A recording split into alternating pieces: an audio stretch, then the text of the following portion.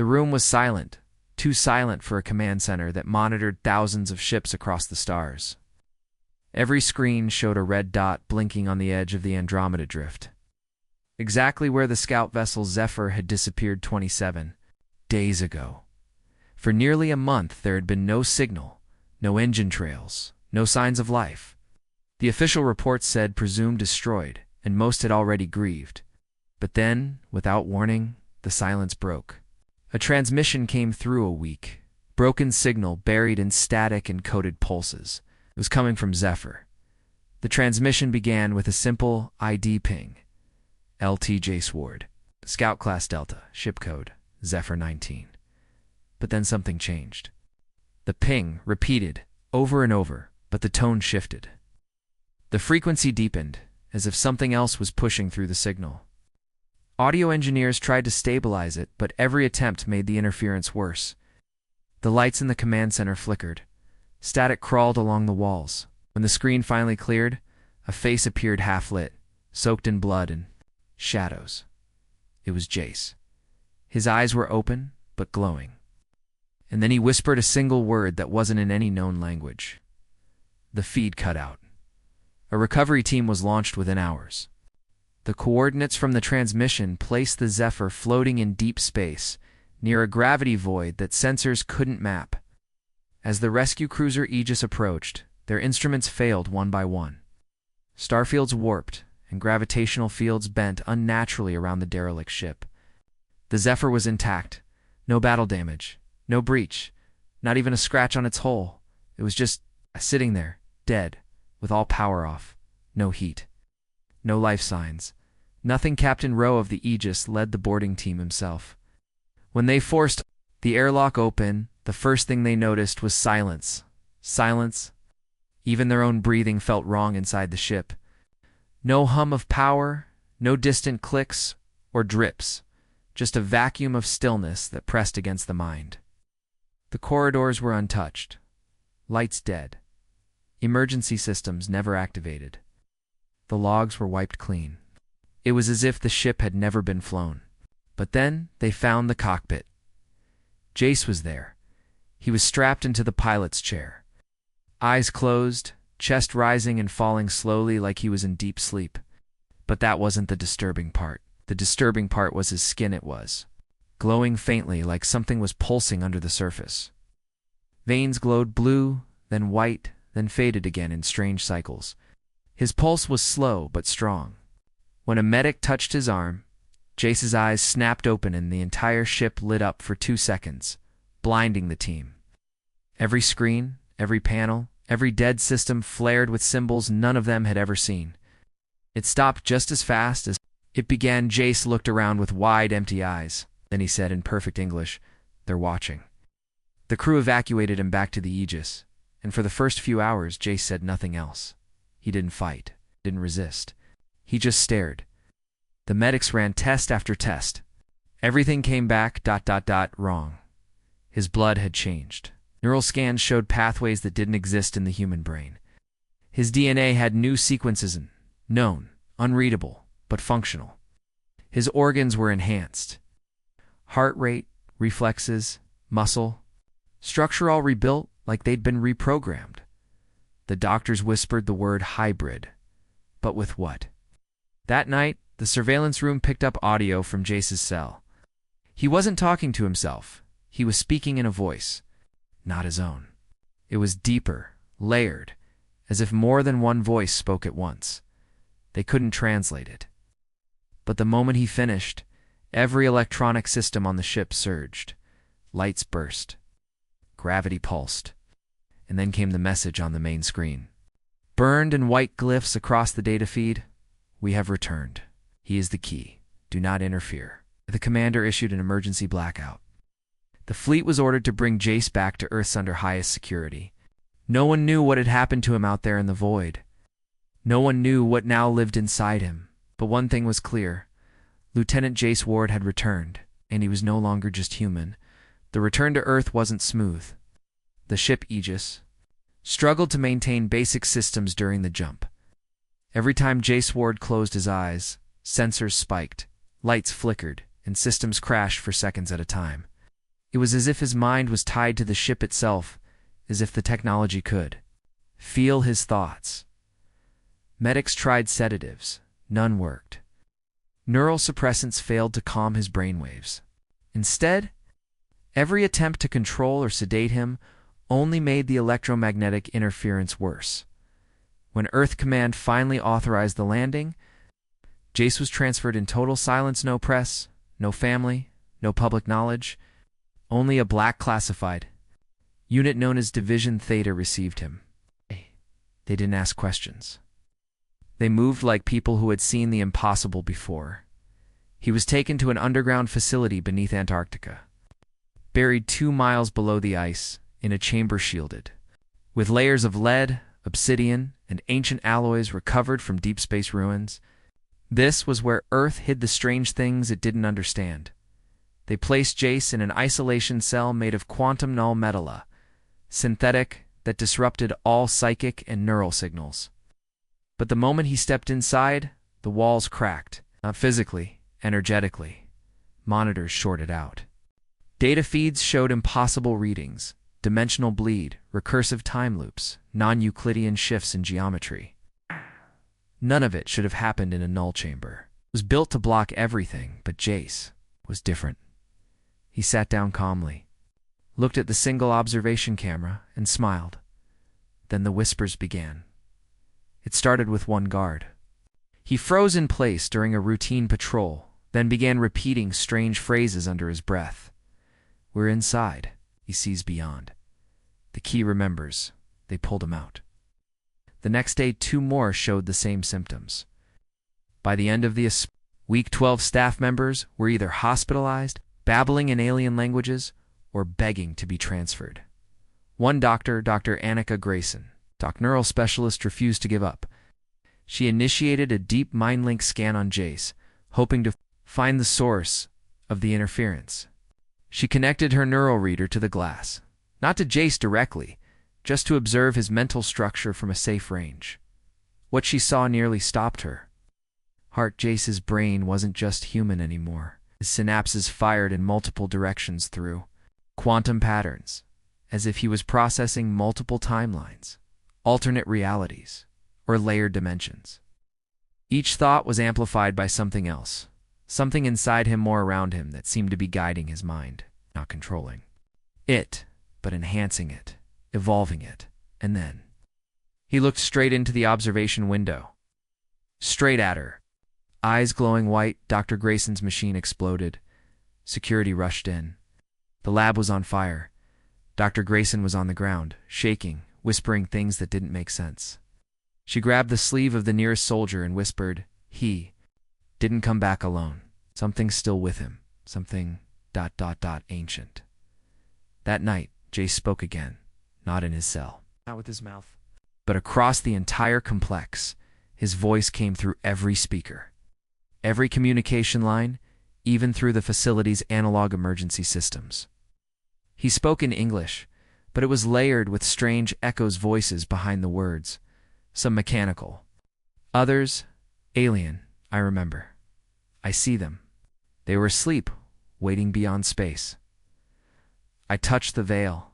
I brought them back." Alarms screamed. The entire complex entered lockdown. But Jace remained still in his cell, sitting cross-legged, smiling like a monk at peace. He wasn't a prisoner. He wasn't afraid. He was waiting. The next morning, Division Theta's director stood before the UN Security Council in an emergency, closed session. Her words were cold, direct, and terrifying. "Jace Ward is no longer one of us. His body is human. His mind is something else. We believe contact has been made with an intelligence far beyond our understanding, and it is using him." The world didn't know it yet, but Earth had just become a beacon, a signal flare. Whatever had merged with Jace had begun listening, watching, and maybe preparing. Deep inside the Earth's most secure research facility, far beneath the Antarctic ice, the men and women of Division Theta worked around the clock. Their goal was simple, but impossible. Understand what Jace Ward had become. But the more they studied him, the less they understood. Every test they ran collapsed under its own logic.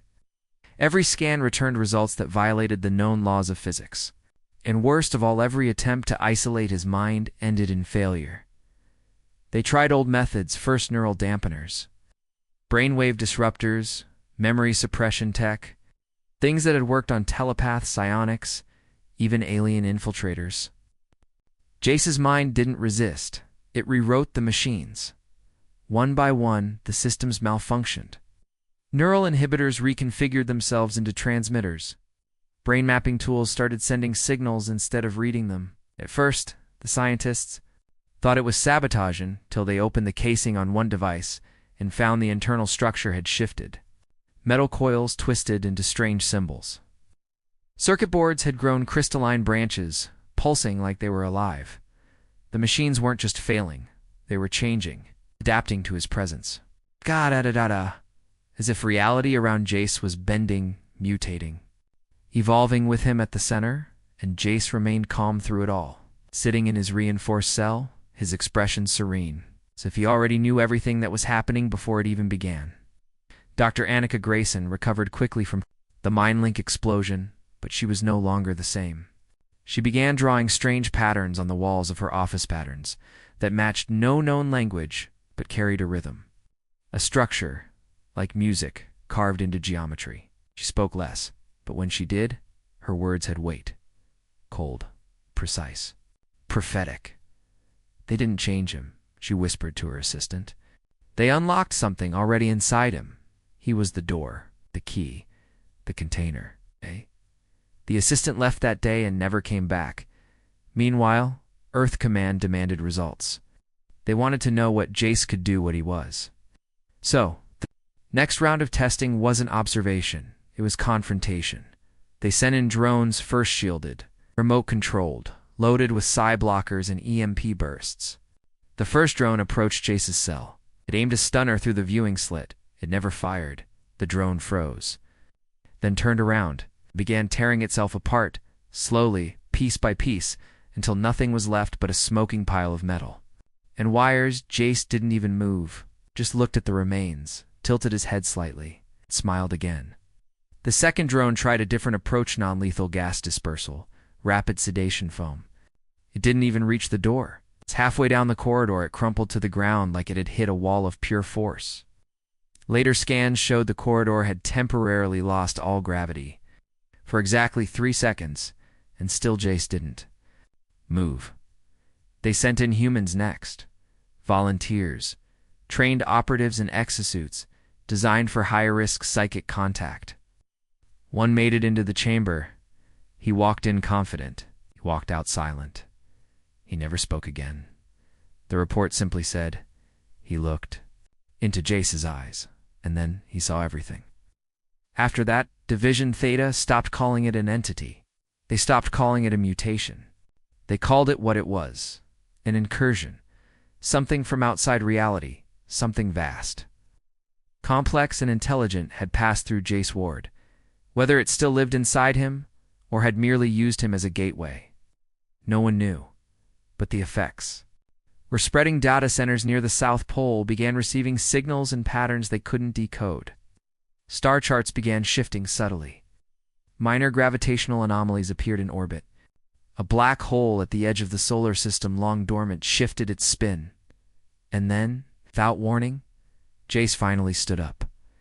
It was the first time he had moved in days. Cameras tracked him as he walked calmly to the observation window and placed his hand on the reinforced glass. Instantly, the room around him began to blur, walls bending inward, light stretching like pulled taffy, colors bleeding in ways the human eye couldn't process. He whispered one sentence, "They're coming." The observation team scrambled. Systems shut down. Emergency power kicked in. But it was too late. The signal had already left Earth. Beacon had been lit in the dark, and something ancient had answered. They thought isolation would stop it. That deep within the reinforced vaults of Division Theta, surrounded by ice, steel, and anti-telepathic shields, the presence inside Jace Ward could be contained. But they were wrong. The first signs came subtly. A technician began speaking in languages no human knew. A guard dreamed of a world made of crystal and storm sand, then refused to wake up. Data feeds from satellites glitched, flickering with symbols that weren't programmed. And then came the sounds. Not from Earth, not from any channel, but from space. A faint signal pulsing like a heartbeat. Echoing from the void, the facility's deep space sensors locked onto it, broadcasting from outside the solar system. A frequency not used by any known civilization, buried under cosmic radiation. It's filtered through gravitational waves like a whisper riding the tide of the universe. The signal wasn't noise. It was music, mathematical, intentional, calling out. To something or answering. Jace hadn't moved since he stood by the glass. But now his head turned, slowly, deliberately.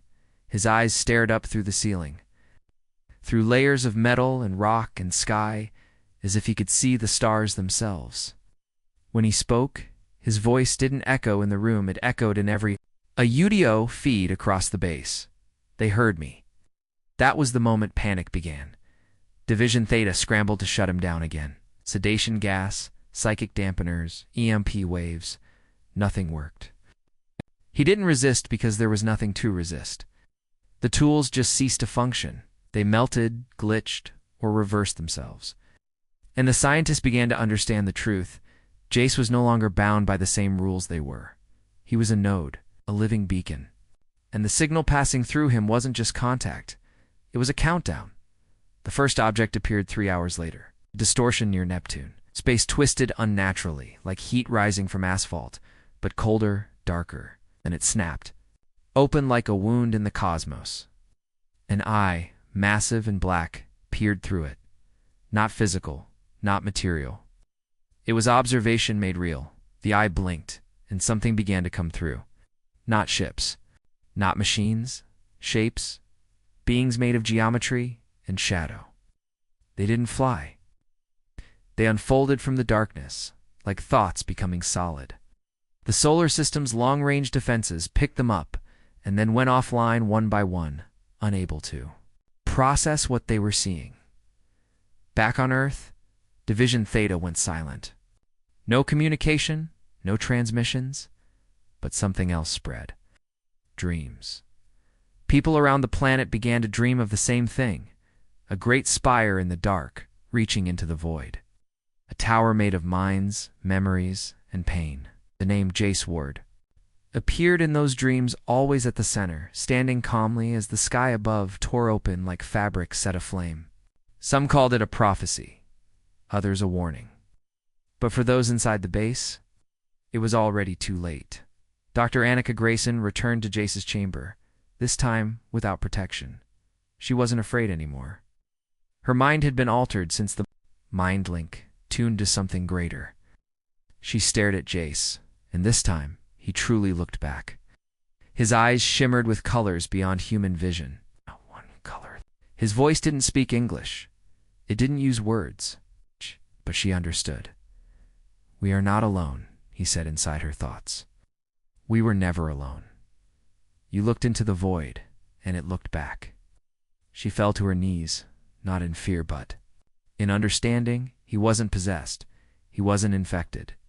He had evolved. Rather, he had been chosen. The incursion wasn't an attack, it was an invitation. Above the earth, the clouds began to shift. The skies trembled, and on the surface of the moon, telescopes captured something horrifying, new symbols appearing across the lunar crust. Not carved, not etched, grown, like thoughts spreading across stone. They formed a message. A warning. Prepare the WAY, the countdown continued. Time was running out, but for what? No one could answer that. Because what was coming wasn't just alien, it was beyond life, beyond logic, beyond control. And Jace Ward, who had once been just a scout, stood at the center of it all. Not as a man anymore, but as the first echo of what humanity might become. Something more. Above the earth, something tore space open. It didn't flash. It didn't explode. It bent. The stars near it twisted like reflections on broken glass, and then without warning, a tear split across the darkness. A clean, sharp line, glowing. Faintly, with cold light, from it they came. Not in ships, not in fleets. not with metal and engines. They floated in perfect silence, as if gravity itself bowed to them. Shapes without names. Black silhouettes with angles that shifted when no one looked. The largest was like a cathedral built from starlight and bones. Didn't radiate heat or energy. It radiated thought. And the moment it appeared across every satellite, radio, and screen on Earth, single phrase echoed in 100 human languages. The beacon has awakened. Down in the depths of Division Theta, Jace Ward opened his eyes again. This time he smiled. General Roy slammed his hand against the emergency control table. We fire every orbital cannon we have. Full solar array. Nuke it before it reaches atmosphere. But the response was silence. The technicians didn't move. Their hands trembled. One whispered, "They're already here," and they were right. The first signal burst came not from the sky but from inside Earth Zone network. Systems failed instantly. GPS comes. Satellites shut down like candles snuffed by wind. Not destroyed, rewritten. And the new signal began spreading. It's faster than any virus. Every data center, every hard drive, even old offline servers flickered to life. Not with code, but with symbols. Meanwhile, cities across the globe stared up into the night sky and saw what they could not explain. Lights danced high above the clouds, not like aircraft, but like thoughts skimming across reality. In Tokyo, a man dropped to his knees, whispering words in a language never spoken before. In Paris, an entire train car went silent mid-motion as every passenger turned to the window and saw a vision of a tower that touched the stars. In Colorado, a little girl looked up and smiled. "He's coming back," she said. "Who?" Jace Ward. But he wasn't alone anymore. Inside Division Theta, the walls began to change, not crack. Not break, but bend, shift, rewrite themselves into smooth pulsing surfaces. They were no longer made of steels. They were becoming something else. The humans inside ran, but there was nowhere to go. The facility wasn't a prison now. It was a vessel, a seed. At the center, Jace stood calmly, his skin faintly glowing with patterns not of this earth. Dr. Annika Grayson stepped forward, ignoring the alarms. "Tell me," she whispered, "what have you become?" Jace tilted his head. His voice was no longer just a voice, it resonated in the air like music and memory combined. "I was chosen because I broke," he said, "but in breaking." "Became something new? You let them in?" "No," he said softly. "I invited them." Suddenly, across the solar system, ancient things began to stir. Ruins long buried under Martian dust came online. Craters on Europa revealed shapes never seen before. From the rings of Saturn, a message beamed across space, not in sound, but in gravity, a wave, a pulse. A Kaldarth hadn't been invaded. Earth had been unlocked. The sky above New York cracked. Just for a second. Just a single thin line of light that faded instantly. But every person who saw it felt the same thing. A pressure behind their eyes. A whisper at the edge of hearing. "You are not ready." Jace Ward looked up beyond the walls. Beyond the sky. "They're not here to kill us," he said. "They're here to wake us." But the generals, the governments, the old powers, they didn't understand. They thought it was war. They prepared missiles, lasers, and fire, but none of it would matter, because this wasn't a war humanity could fight. It wasn't a battle of strength. It was a transition, a crossing over. And Jace was the first. One to cross, as the strange structures continued to float silently above the earth, casting no shadow, making no sound, and changing everything with their very presence. The world braced itself. Some prayed, others panicked. Some simply stood still, watching the sky, knowing deep down that history was ending and something else was about to begin. They called him Jace Ward, but what stood inside the changing walls of Division Theta was no longer just a man. He looked human. He still had his height, his face, his voice, but the air around him shimmered with pressure that couldn't be measured. The lights flickered when he moved. Metal groaned softly near him, as if whispering to something beyond the walls.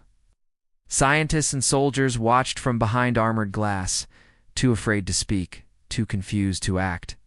and then he walked through the glass. Not broke it, not opened it.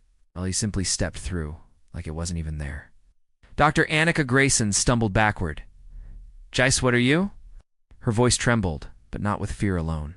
Part of her wanted to understand. Part of her remembered the curious boy she once interviewed, full of dreams and sarcasm and reckless bravery. Now he stood tall, calm, surrounded by something invisible that bent the world around him.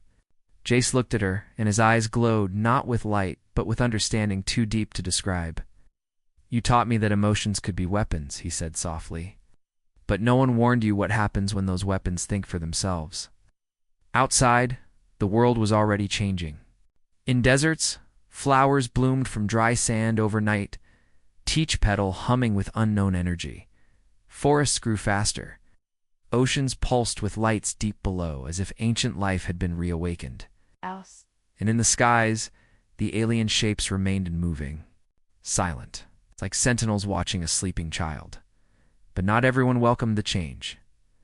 General Royce stood before the World Defense Council, his voice sharp. "We can't allow this evolution to spread. The thing used to be human. Now, it's a breach in reality." He slammed a fist against the table. "We end it before it rewrites our species." But no one could agree on how. Conventional weapons had no effect. Energy weapons lost power near Jace. Even the quantum scramblers, designed to shut down synthetic life, had failed. He wasn't synthetic. He wasn't alien either. He was new. Something Earth had never seen before. And yet, he remembered everything. Jace still recalled his childhood, his time in the military, the long missions in space that wore down the mind. He remembered the horror of the last mission when something had reached into his mind and shattered it. But instead of breaking him, it rebuilt him, piece by piece. With knowledge from galaxies far beyond human understanding, with language made from sound and gravity, with thoughts that weren't entirely his, he was a bridge now between what Earth was and what it was becoming. He stood on the roof of Division Theta now, looking out over the horizon.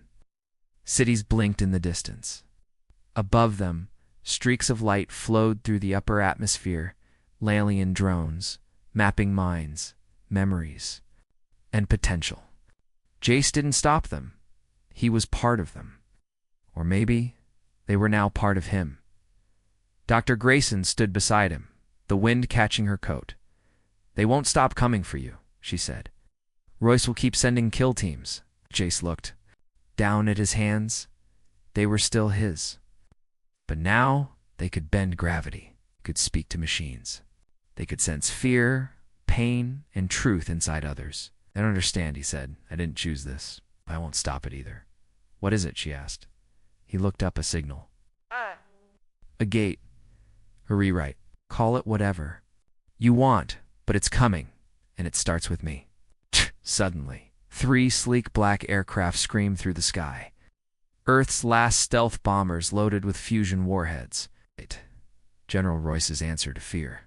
They locked onto Jace's signal and dove straight down. A full-force strike. 3 city-leveling detonations aimed at one man. Jace closed his eyes, and everything stopped. Not slowed, stopped.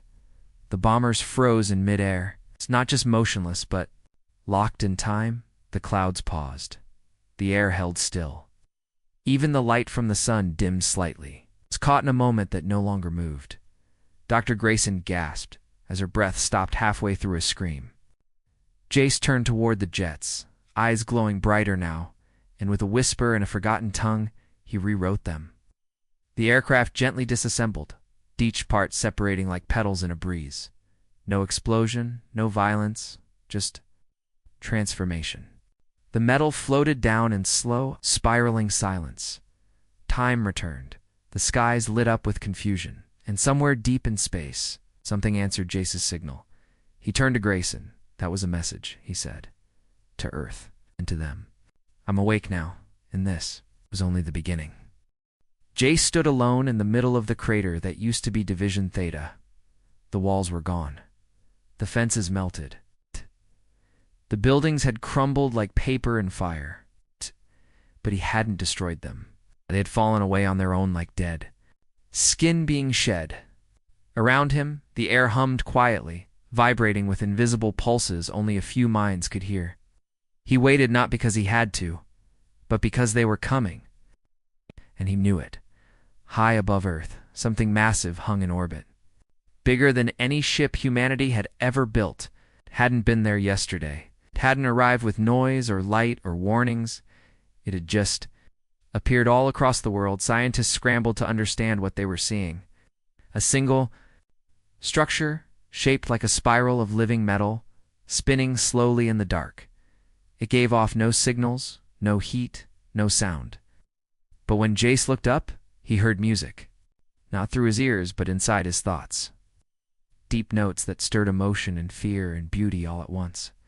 Something was watching him, and it was ancient. Older than Earth. Older than even the oldest stars. They hadn't come to invade. They had come to see him.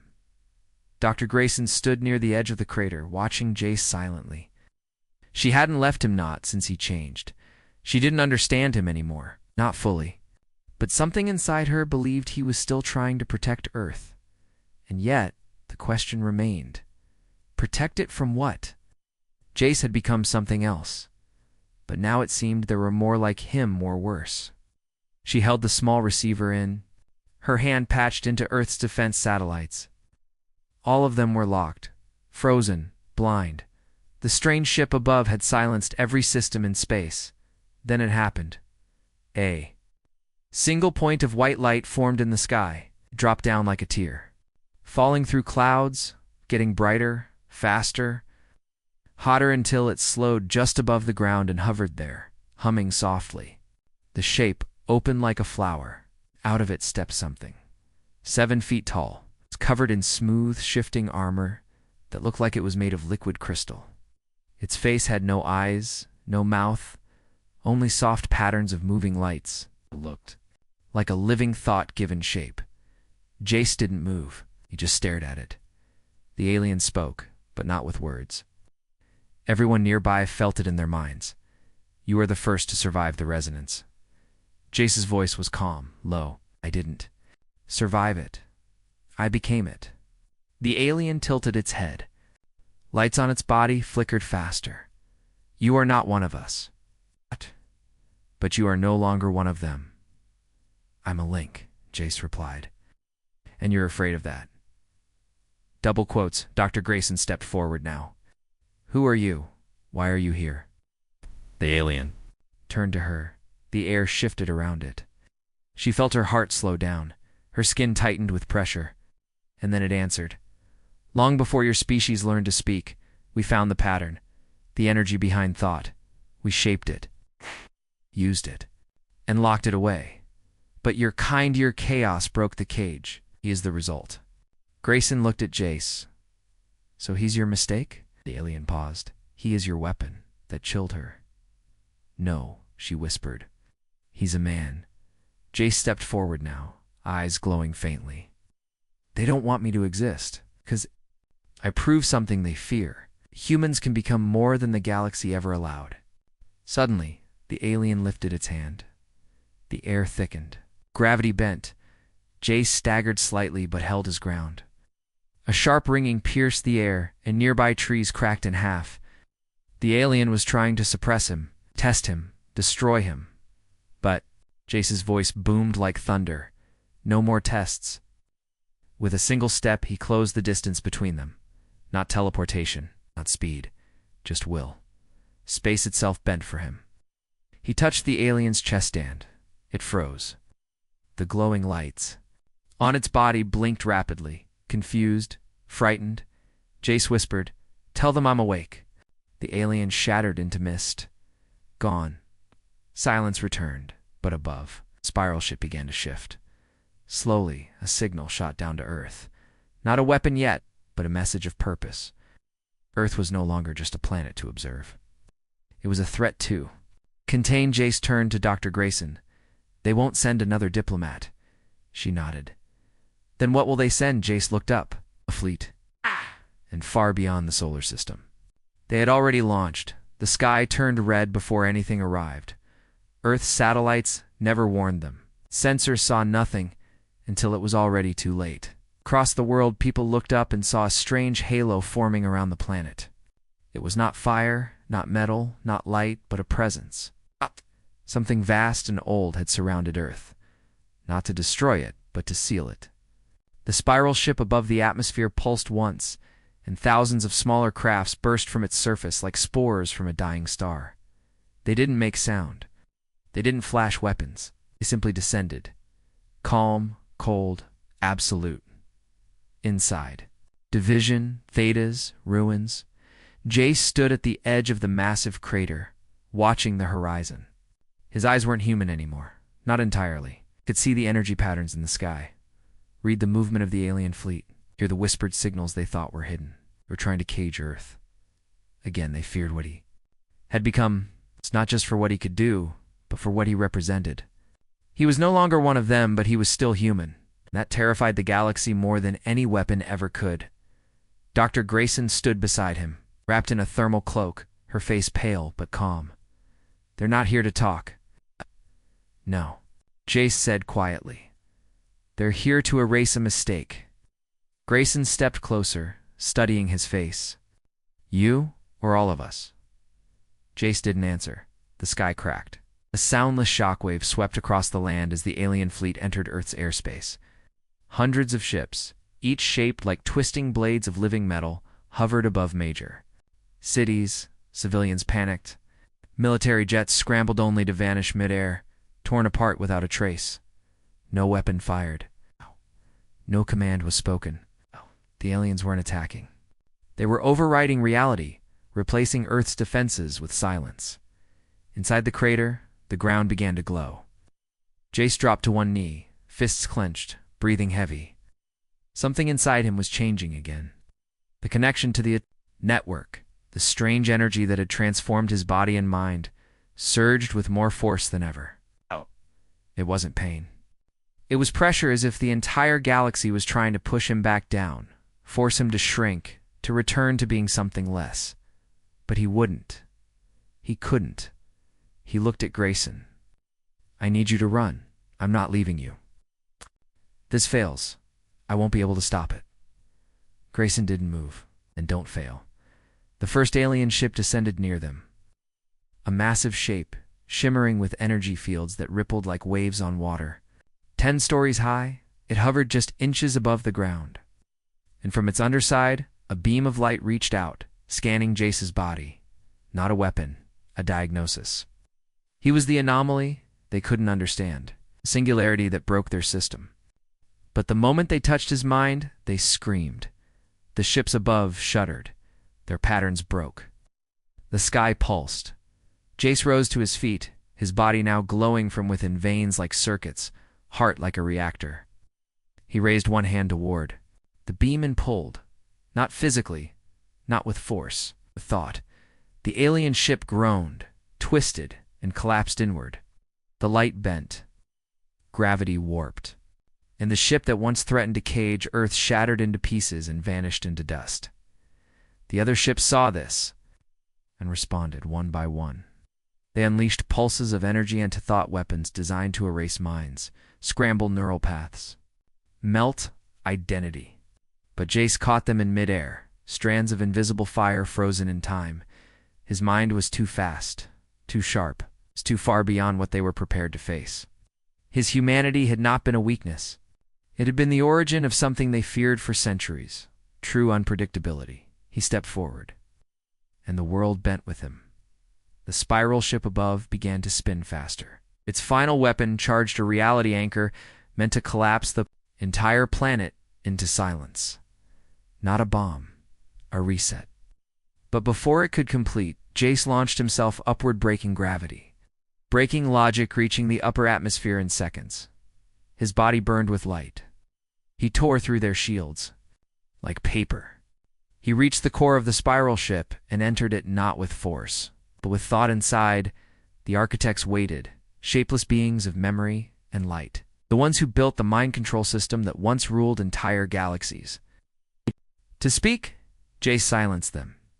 He didn't need to fight them. He absorbed them, not their power, but their knowledge. A flash, he saw what they feared. Long ago, they created the resonance, a mind network, to rule all intelligent species. But in one corner of the galaxy, humans evolved without ever touching it.